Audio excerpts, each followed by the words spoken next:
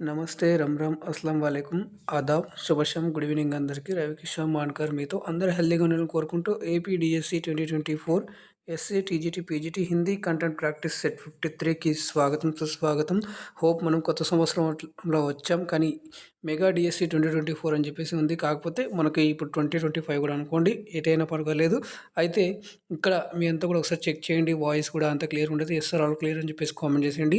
దాంతోపాటుగా మరి ఇంకెవరైనా ఫస్ట్ టైం చూస్తున్నట్లయితే కనుక AP DSC 2024 Hindi practice sets అని చెప్పేసి, అలాగే డిఎస్సి హిందీ క్లాస్ అని చెప్పేసి ప్లేలిస్ట్ కింద ఇచ్చాను. దాంతోపాటుగా ఎలా ప్రిపేర్ అవ్వాలి, డిఎస్సికి ఎలా చదవాలనేటువంటి కూడా నేను వీడియో లింక్స్ డిస్క్రిప్షన్ బాక్స్లో ఇచ్చాను. అక్కడ చూడండి, మీరు అయితే చూడగలరు. మరి అలాగే మీ యొక్క సపోర్ట్ ఇవ్వాలనేట్లయితే కనుక అంత మీకు యూస్ఫుల్ అనిపిస్తుంది, లైక్ చేయండి, షేర్ చేయండి.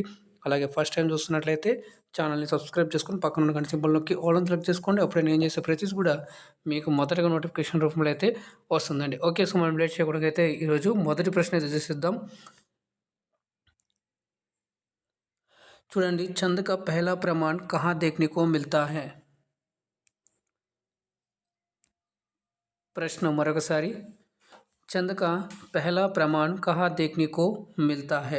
ऋग्वेद, सामवेद, यजुर्वेद, అథర్వవేద్. అయితే ఇక్కడ చంద్కి కిత్నే ప్రకారం అని చెప్పేసి నేను కమ్యూనిటీ ట్యాబ్లో క్వశ్చన్ అడగడం జరిగింది. చాలామంది దానికి ఎలా అంటే అలా 2, 3, 4, 5 అని ఇలా ఇస్తున్నారు. అయితే దీనికి సరైన సమాధానం దానికి వచ్చేసి చంద్ కిత్నే ప్రకారం అంటే 3 ప్రకార్ హోతే high.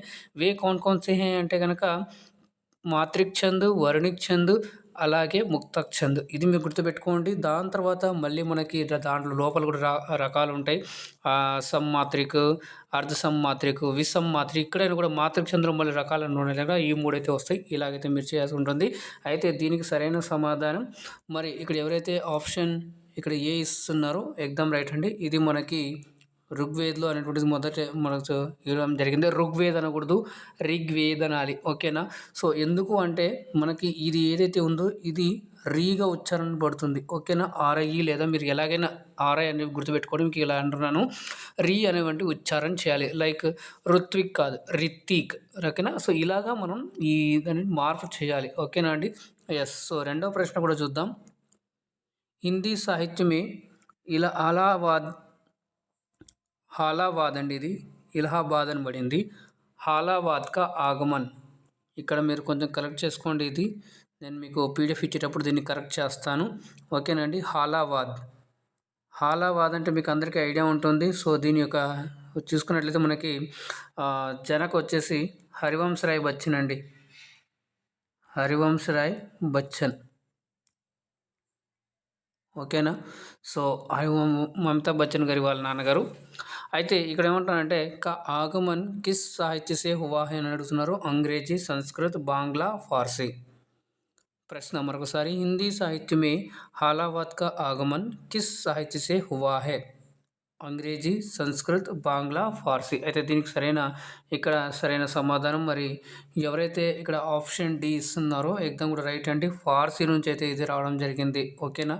So option D is the right answer అవుతుంది. మూడవ ప్రశ్న చూడండి. చౌగుణ విశేషణ హై. విశేషణలో మనకి రకాలు ఉంటాయి. అందుట్లో కూడా సంఖ్యావాచక విశేషణ ఒకటి ఉంటుంది.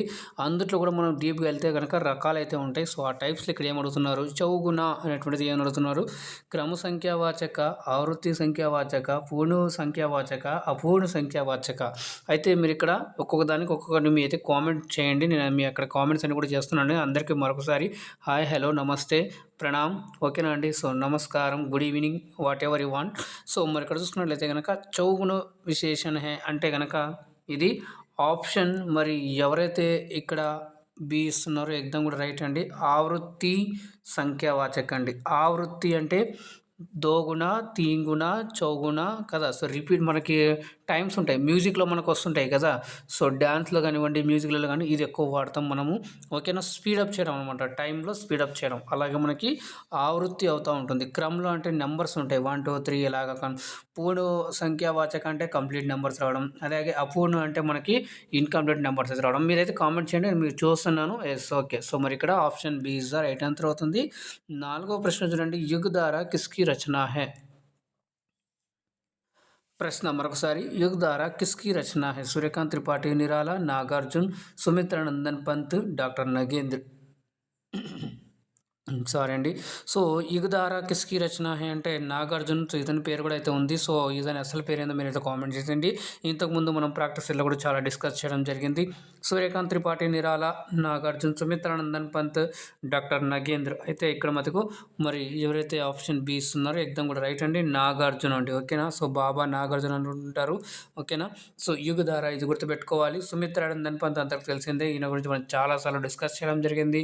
ఈయన మొట్టమొదటిసారిగా ఈయనకి జ్ఞానపీఠ పురస్కారం రావడం జరిగింది 'చిదంబర' కోసము. అలాగే ఇతని ప్రకృతికి సుకుమార్ కవి కూడా అని అంటారు. అలాగే సూర్యకాంత్ త్రిపాఠి, నిరాల గురించి మనం చూసుకున్నట్లయితే కూడా ఇక్కడ ఏందంటే క్రాంతికారి कवि के रूप में जाने जाते हैं. इनकी జోహి की कली पहले रचना है इनकी सरोज स्मृति है ना. ये सभी इनके बहुत सारे हैं. ఇలాంటివి చాలా వస్తుంటాయండి.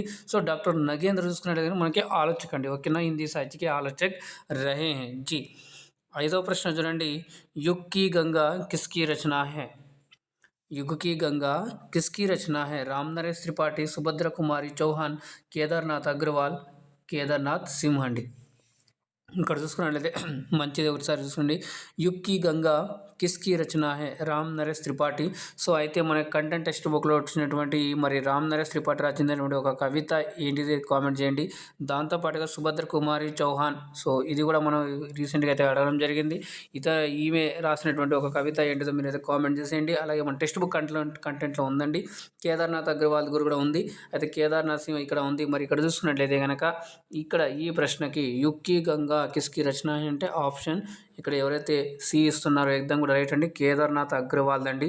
ఈయనది మరి ఇంకొకటి చూసుకున్నట్లయితే మీరు ఇది కూడా గుర్తుపెట్టుకోవాలి. గీత్ అని కూడా ఒకవేళ అడిగినట్లయితే గీత్‌కి రచనాకార్ కౌన్ అంటే కనుక మీకు ఆప్షన్ కనిపిస్తే కేదార్నాథ్ అగ్రవాల్ అంటే కనుక తప్పకుండా మీరు ఆ ఆప్షన్ అయితే చూజ్ చేసుకోవాల్సి ఉంటుంది.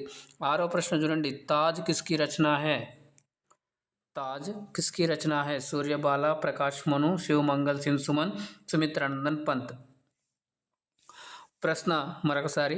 తాజ్ కిస్‌కి రచన హై? సూర్యబాల, ప్రకాష్ మను, శివమంగల్ సింగ్ సుమన్, సుమిత్రానందన్ పంత్. సో, మరి ఈ ప్రశ్నకి ఇక్కడ సరైన సమాధానం ఇక్కడ చూసినట్లయితే కనుక ఆప్షన్ ఇక్కడ D is the right answer అండి. ఎవరైతే ఆప్షన్ డి సుమిత్రానందన్ పంత్ ఇస్తున్నారో ఎగ్జామ్ రైట్ అండి. తాజ్ ఇతను రచనటువంటి రచన. ఓకేనా. ఎస్. ఏడవ ప్రశ్న చూడండి. బాదల్ రాగ్ కిస్ విధా మే హై? ఈ బాదల్ రాగ్ రచన అనేటువంటిది ఏ విధాలో ఉందని అడుగుతున్నారు. కహానీ, కవిత, ఉపన్యాస్, నిబంధ్. రైట్ అండి. సో, ఒకసారి లైక్ చేయండి, షేర్ చేయండి. ఇంకా చూసినట్లయితే కనుక మరి ఫస్ట్ టైం చూసిన ఛానల్ని సబ్స్క్రైబ్ చేసుకొని పక్కన గంట సింబల్కి ఆల్ క్లిక్ చేసుకోండి. అప్పుడే నేను చేసే ప్రతిదీ కూడా మీకు మొదటగా నోటిఫికేషన్ రూపంలో అయితే వస్తుందండి. అలాగే ప్రతిరోజు రాత్రి 9:30 గంటలకు లైవ్ ఉంటుంది. అయిపోయిన తర్వాత మీకు పీడిఎఫ్ అనేటువంటి టెలిగ్రామ్ ఛానల్లో విత్ ఆన్సర్ కీతో పాటు ఇవ్వడం జరిగిందండి. ఈ న్యూ ఇయర్ స్టార్ట్ అయినప్పటి నుంచి మనం సో మీ యొక్క రిక్వెస్ట్ని కన్సిడర్ చేస్తూ విత్ ఆన్సర్ కీ అయితే ఇవ్వడం జరుగుతుంది. మరి ఎంతమంది మీరు చెక్ చేశారు ఆన్సర్ కీ ఉన్నట్టుగా అని చెప్పేసి మీరు అయితే కామెంట్ చేయండి. ఇక్కడ నేను చూస్తున్నాను మీ అందరూ కూడా ఎస్. సో, మరి బాదల్ రాగ్ కిస్ విధా మే హై అంటే కనుక దీనికి ఇక్కడ సరైన సమాధానం వచ్చేసి option B is the right answer అవుతుందండి. कविता विदा में रही गई हैं. इसमें क्या कहा है? बादलों को कि क्रांति का दूत कहा गया है. क्रांति का दूत कहा गया है जी. ओके ना जी. क्रांति का दूत कहा गया है. तो इसके जो रचनाकार हैं निराला जी हैं. निराला जी. अगर आपको प्रकाशन वर्ष पूछेंगे तो आपको देना होगा कि वाणी पत्रिका में प्रकाशित हुई हैं 2010 समथिंग आसपास में एक बार देख के कमेंट करना कि वाणी प्रकाशन में इसका जो प्रकाशित हुआ है अगर पूछेगा तो. लेकिन ये तो पहली है अनामिका से इसका बहुत అంటే ఇది అనామిక అనేటువంటి ఏదైతే ఉందో కావ్య సంగ్రహం దాంట్లో పార్ట్స్గా అయితే రావడం జరిగిందండి, ప్రకాశితం అవ్వడం జరిగింది. సో, ఇది వచ్చేసి సూర్యకాంత్ త్రిపాఠి నిరాల గారి రచన అండి. ఓకేనా.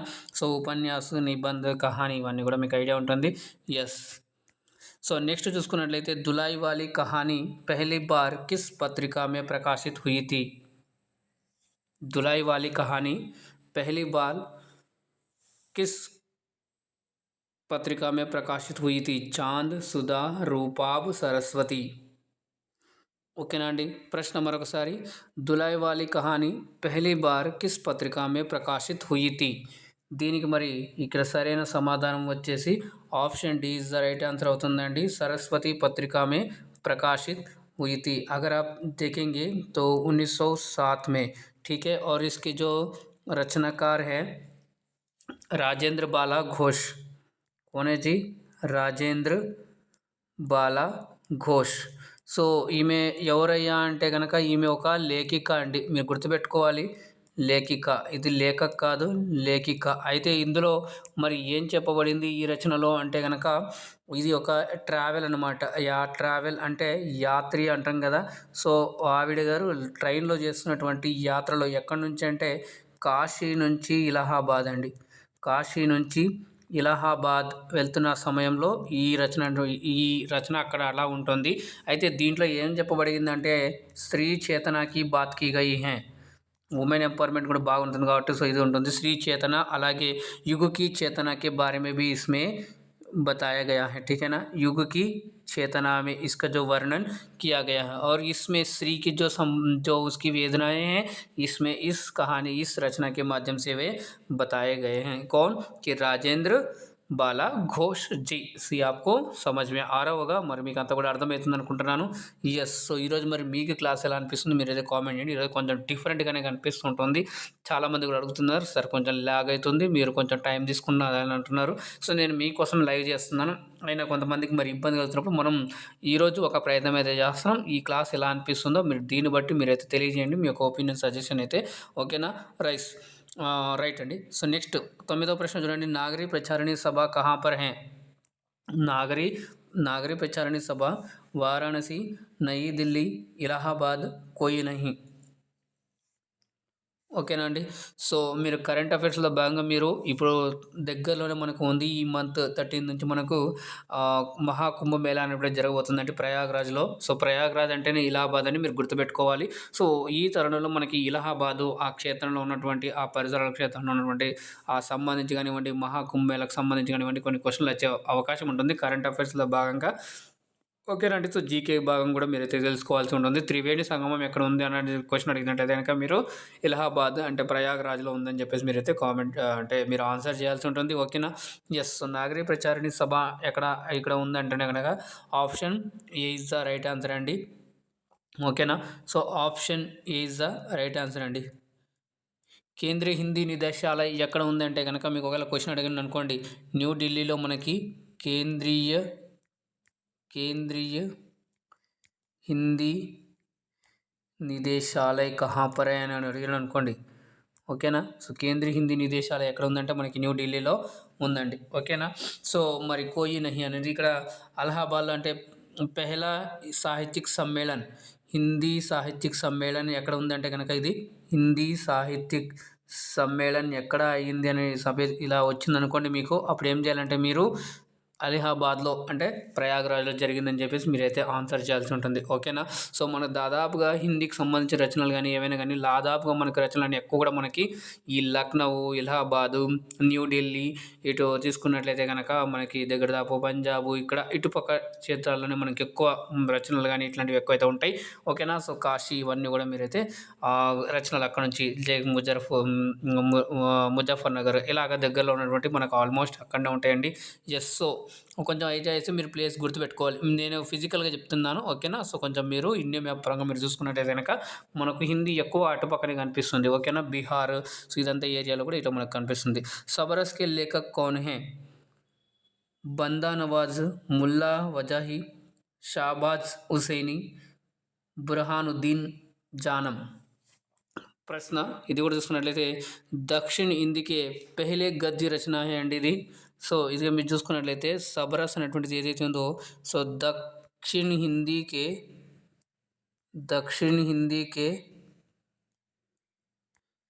के गद्य रचना कह सकते हैं या आप సింప్లీ आप गद्य रचना भी कह सकते हैं. अगर पूछा है तो देख लेना एक बार कि ये पहला అని చెప్పేసి ఉంటుంది. లేకపోయినా మీది ఇది మాత్రం గద్య రచన అండి. సో, సబరస్ అనేటువంటిది इसके రచనాకార్ कौन है అంటే కనుక బందా నవాజ్, ముల్లా వజహి, షాబాజ్ హుసైని, బుర్హానుద్దీన్ జానం అండి. సో, దీనికి సరైన సమాధానం ఇక్కడ మనకు వచ్చేసి option B is the right answer అండి. ముల్లా వజహి అనేటువంటిది ఈ ప్రశ్నకి సరైన సమాధానం. ఓకేనా? ఎస్. నెక్స్ట్ 11వ ప్రశ్న చూడండి.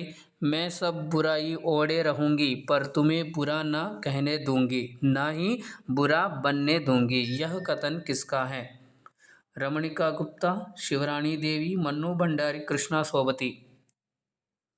ప్రశ్న మరొకసారి మే సబ్ బురాయి ఓడే రహూంగి పర్ తుమ్హే బురా నా कहने दूंगी ना ही बुरा बनने दूंगी यह कथन किसका है రమణికా గుప్తా శివరాణి దేవి మన్నో బండారి కృష్ణ సోబతి మరి దీన్ని చూసుకున్నట్లయితే సరైన సమాధానం ఇక్కడ ఈ ప్రశ్నకి ఆప్షన్ ఇక్కడ A is the right answer అవుతుందండి.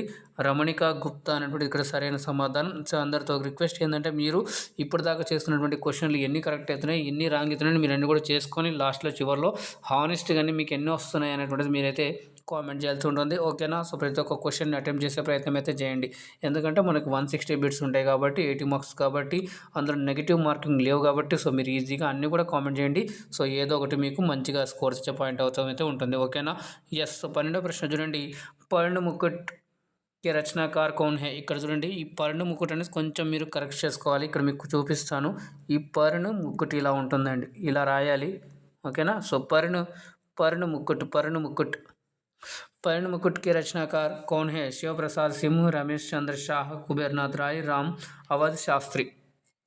प्रश्न मरొకసారి पर्ण मुकुट के रचनाकार कौन है? शिव प्रसाद सिंह, रमेश चंद्र शाह, కుబేర్నాథ్ రాయ్, రామ్ అవధ్ శాస్త్రి. అయితే దీనికి ఇక్కడ సరైన సమాధానం option C is the right answer అండి. కుబేర్నాథ్ రాయ్ అనేటువంటి ఇక్కడ సరైన సమాధానం. ఓకేనా. ఎస్. नेक्स्ट प्रश्न చూడండి. 13వ ప్రశ్న कौन सा स्थान बांग्रू बोली का क्षेत्र माना जाता है? कौन सा स्थान बांग्रू बोली का क्षेत्र माना जाता है? కొంతమంది కూడా నోట్ చేసుకుంటున్నారు అనుకుంటున్నాను. సో వాళ్ళకైతే ఇలాంటి సెషన్స్ చాలా యూస్ఫుల్ అవుతాయి. అయితే నేను మీతో రిక్వెస్ట్ చేస్తున్నాను, ఎప్పుడైనా క్లాస్ కాలేదనుకోండి, సో అటువంటి ఆ రోజు మీరు టెన్షన్ పడకుండా మీరు వెయిట్ చేయకుండా ఆ క్లాస్ మీరు ఏదైతే వెయిట్ చేస్తున్నారో ఎంత సమయం ఇవ్వాలనుకుంటున్నారో అంత సమయం మన ఛానల్లో చాలా ప్లేలిస్ట్లు ఉన్నాయి. సో మనకు చాలా ప్రాక్టీస్ సెట్స్ ఉన్నాయి. అందులోంచి ఏ ప్రాక్టీస్ సెట్స్ తీసుకొని ఎట్టు ప్రాక్టీస్ చేసినా మీకు కొత్త క్వశ్చన్స్ వస్తాయి. ఓకేనా. సో మీరు అన్నీ కూడా ప్రాక్టీస్ చేసేయండి. ఇక్కడ ఎటువంటి నాట్ రిపీటెడ్ క్వశ్చన్స్ ఎక్కువ ఉంటాయండి. ఎక్కడ కూడా మీకు చాలా తక్కువ మేబీ ఉండొచ్చు 1% అలా ఇలా ఉండొచ్చు చాలా రోజుల తర్వాత ఏంటి కనుక.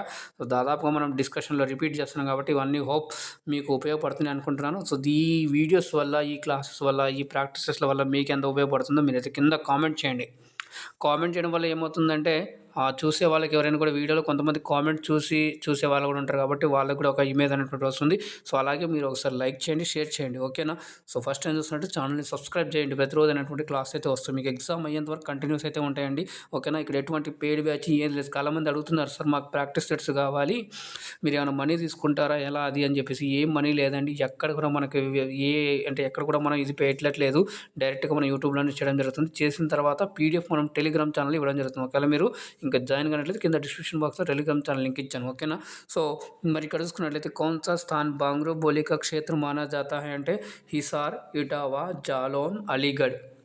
మరి ఈ ప్రశ్నకి ఇక్కడ సరైన సమాధానం వచ్చేసి option A is the right answer అండి. హిసార్లో ఏ బోలి ఉంటుందంటే కనుక బాంగ్రూ బోలి అండి. సో బాంగ్రూ బోలి కా దూసరా నామ్ క్యా హై కామెంట్ కీజియే. సో దాని గురించి తర్వాత మనం మాట్లాడుకున్నట్లయితే కనుక. ఓకేనా. సో ఇక్కడ చూసుకున్నట్లయితే ఇక్కడ ఇటావాలో కన్నౌజీ మీరు నోట్ చేసి కూడా చేసుకోవచ్చు. బోలి గురించి చాలామంది అడుగుతున్నారు. ఇటావాలో కన్నౌజీ, జాలోన్లో వచ్చేసి మనకి ఖడీ బుందేల్ఖండి అండి. ఖడీ బోలి వేరే, ఖడీ బుందేల్ఖండి వేరే. ఓకేనా అండి. ఖడీ బుందేల్ఖండ్ వచ్చేసి మనకి జాలోన్లో, అలీగఢ్లో వచ్చేసి మనకి హిందీ కూడా నడుస్తుంది, బ్రజ్ కూడా నడుస్తుంది. ఓకేనా. ఇది మీరు గుర్తుపెట్టుకోవాలి. సో ఇలా కూడా అడగొచ్చు. మరి ఇక్కడ చూసుకున్నట్లయితే కనుక బాంగ్రూని ఇంకొకటి ఏమంటారంటే హర్యాణవి అండి. ఏమంటారంటే హర్యానా అంటాం కదా. సో హర్యాణవి బోలిని మనకి బాంగ్రూ బోలి అనేది చెప్పేసి అంటారు. సో మరి ఇది ఏ దాని కింద వస్తుంది? లైక్ మనకి ఉపభాష ఉన్నాయి కదా, అందులో ఉపభాష ఎన్ని ఉన్నాయి, సో ఆ ఎన్ని ఉన్నాయి అందులో ఇది ఎక్కడ వస్తుందో దేంట్లో వస్తుందో మీరైతే కామెంట్ అయితే చేసేయండి. రైట్. సో మరి 14వ క్వశ్చన్ చూడండి. అచ్చా కా హోగా. ఇక్కడ చూడండి. అచ్చా కా హోగా సంఖ్యావాచక, గుణవాచక, పరిమాణవాచక, సార్వనామిక. అయితే ఇక్కడ మీకు విశేషణ చేసుకున్నట్లయితే కనుక మీరు ఇంకా బాగా చేయగలరు. మీకైతే ఇక్కడ ఇవ్వడం జరిగింది. ఓకేనా. సో ఇలాగ అన్నిట్లయితే వస్తాయి 4గిట్లో కూడా. సో అచ్చా అనేటువంటిది ఏంది? సంఖ్యావాచక విశేషణ, గుణవాచక విశేషణ, పరిమాణవాచక విశేషణ, సార్వనామిక్ విశేషణ. అయితే ఇది చూసుకున్నట్లయితే కనుక అచ్చా అంటే కనుక మనకు option B is the right answer అవుతుంది. గుణవాచక అండి. అచ్చా, బూరా కదా, ఇవన్నీ కూడా వస్తాయి. రంగు ఇవన్నీ కూడా మనకి మనకి గుణవాచకలో వస్తాయి. సంఖ్యావాచకలో మనకి నెంబర్స్ వస్తాయి. సో పరిమాణవాచకలో మనకి మాత్ర వస్తాయి, మాత్రాత్మక్. మరి సార్వనామికలో మనకి యహ్ వహ్ ఇలాంటివి వస్తాయి. ఓకేనా. సో ఉస్నే యహ్ ఇలాంటివి వస్తాయి. Right. So option B is the right answer అండి. 15వ ప్రశ్న చూసినట్లయితే హస్తలిఖిత్ శబ్ద మే కౌన్ సా సమాస్ హై? ऑप्शन ए कर्म तत्पुरुष, ऑप्शन बी करण तत्पुरुष, ऑप्शन सी अपादान तत्पुरुष, ऑप्शन डी సంప్రదాన్ తత్పురుష్ సమాస్. ఓకేనా. సో హస్తలిఖిత్. సో ఫస్ట్ మీరు దీన్ని విడర్ తీసుకున్నట్లయితే కనుక ఇక్కడ మీకు ఏమవుతుందంటే హాత్ సే లిఖిత్ అండి. విగ్రహం చేస్తే హాత్ సే లిఖిత్ అనే వస్తుంది. ఓకేనా. హాత్ సే లిఖిత్ అని వస్తుంది. సో హాత్ సే లిఖిత్ అంటే ఇది లిఖిత్ సే వడ రావడం వల్ల మీకు ఎలిమినేషన్ మెథడ్ ప్రారంభం చేయండి. సో ఎలిమినేషన్ మెథడ్ అప్లై చేస్తే మీకు ఆటోమేటిక్గా ఏమవుతుంది, సో ఆప్షన్ ఏ వెళ్ళిపోతుంది, తర్వాత సంప్రదాన్ వెళ్ళిపోతుంది. సంప్రదాన్లో ఏం వస్తుంది, కేలియే ఇది వస్తుంది. సో కర్మ్ తత్పురుషులో ఏమొస్తుంది, కో వస్తుంది. సో ఇక్కడ సే ఉంది. సో మరి ఇక్కడ చూసుకున్నట్లయితే కరణ్లో సే వస్తుంది, అపాదాన్లో సే వస్తుంది. సో ఇక్కడ సే, మరి ఇక్కడ సే. కానీ ఇక్కడ చూసుకున్నట్లయితే ఇక్కడ వచ్చేసి మనకి టూల్ అండి. ఓకేనా. టూల్ సాధన్.